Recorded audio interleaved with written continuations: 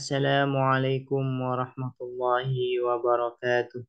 Bismillahirrahmanirrahim. Alhamdulillahi rabbil alamin. Wassalatu wassalamu ala ashrafil anbiya'i wal mursalin. Sayyidina Muhammadin wa ala alihi wa sahbihi ajma'in. Allahumma fakkihna fid din wa 'allimna at-ta'wil amma ba'du. Qala al-musannifu rahimahullahu ta'ala ونفعنا به وبعلومه ومدنا بأسراره وبكم في الدارين آمين.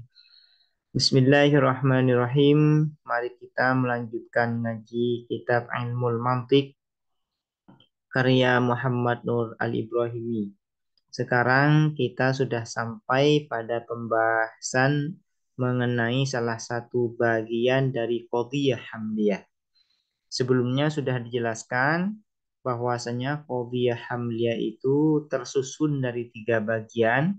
Pertama disebut dengan maudhu, kedua disebut dengan mahmul, dan ketiga disebut dengan rabithah atau kata penghubung.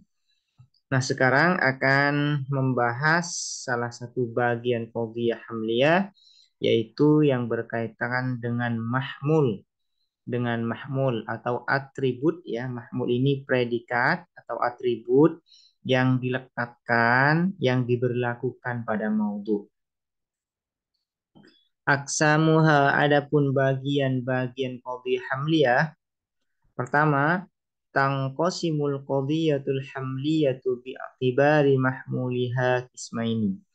Terbagi apa qadhiyah hamliyah, proposisi hipotetis, bi'atibari mahmuliha, dengan mempertimbangkan atau dengan memandang mahmulnya qadhiyah hamliyah, kismaini akan 2 bagian.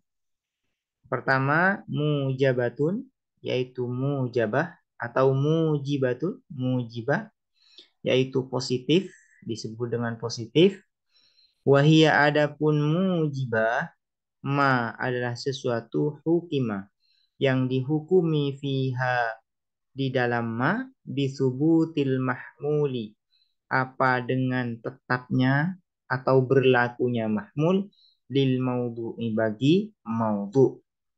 Pertama, pembagian qadhiyah hamliyah jika dilihat dari mahmulnya, dari segi mahmulnya, yaitu dibagi menjadi 2. Ini berdasarkan mahmul, ya, berdasarkan mahmul dari qadhiyah hamliyah. Pertama disebut dengan mujibah atau positif, yaitu ma hukima fiha bisubutil mahmuli lil maudhu, yaitu qadhiyah di mana mahmul, ya, mahmul diberlakukan pada maudhu'nya, ditetapkan pada maudhu'nya. Misalkan, nahu Medan akbaru madinatin fi Sumatera. Medan, adapun Medan, kota Medan, akbaru madinatin adalah paling besarnya kota di Sumatera, di provinsi Sumatera.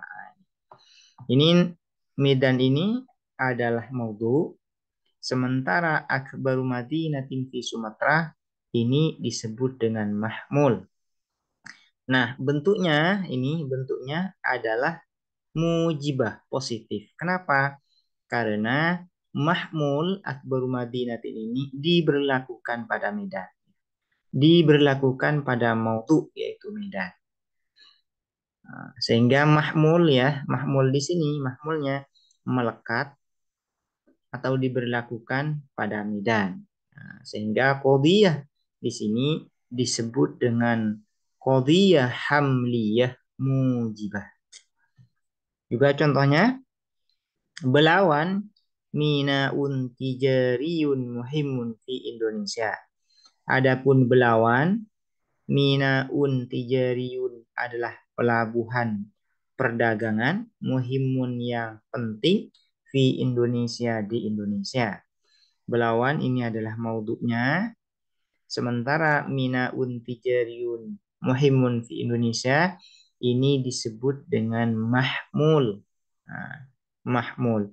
Nah, mahmul ini di dalam qadhiyah hamliyah mujibah diberlakukan pada maudhu'nya yaitu belawan, yaitu memberlakukan pelabuhan perdagangan yang sangat penting di Indonesia pada belawan.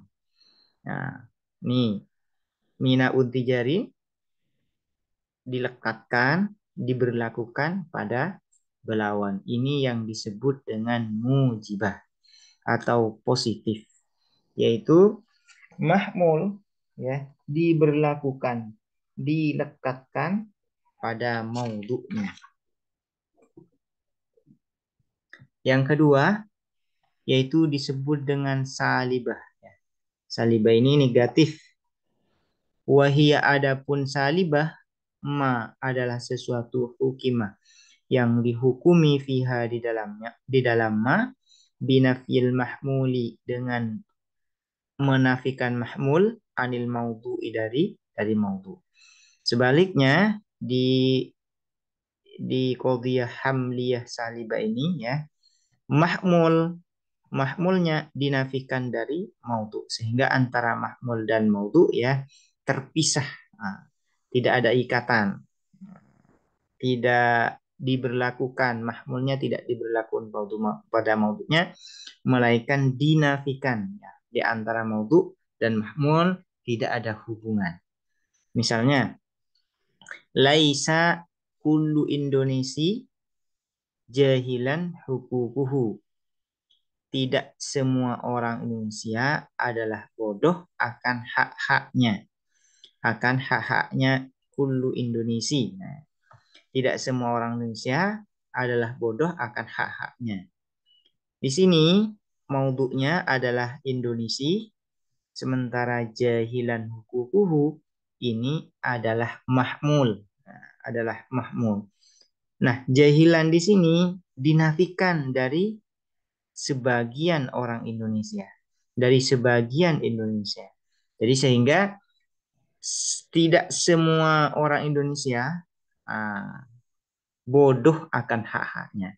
Sehingga kebodohan akan hak-haknya ini dinafikan, ditiadakan dari sebagian Indonesia. Ini yang disebut dengan salibah. Misalnya contohnya lagi ya. Zaidun laisa aliman misalkan. Zaid tidak alim. Zaid tidak alim ini artinya antara alim dan Zaid ini tidak ada hubungan.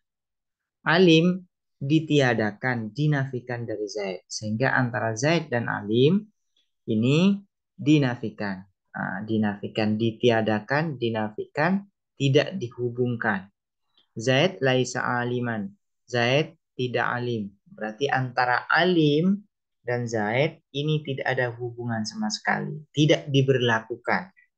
Tidak diberlakukan. Mahmul alim tidak diberlakukan pada Zaid. Ini yang disebut dengan salibah.